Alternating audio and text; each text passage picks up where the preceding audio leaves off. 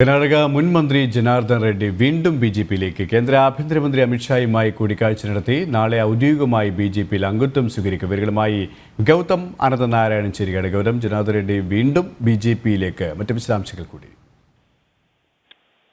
KP 2022 Janardhana Reddy BJP ബന്ധം ഉപേക്ഷിച്ച് പിന്നീട് KRPP എന്ന ഒരു പ്രാദേശിക പാർട്ടി ബെല്ലാരിയിൽ രൂപീകരിച്ചത്.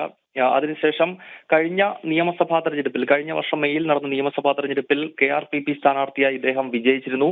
എന്നാൽ വീണ്ടും ജനാർദ്ദന റെഡ്ഡി, ഇദ്ദേഹം വലിയ വ്യവസായി കൂടിയാണ്.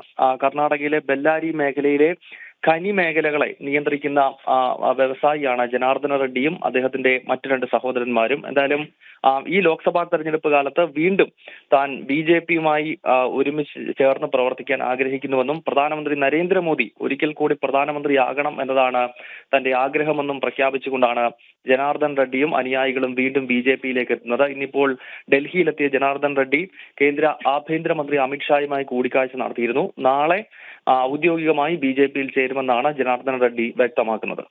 ശരി, ഗൗതമാണ് ഡൽഹിയിൽ നിന്നും വിശദാംശങ്ങൾ നൽകിയത്.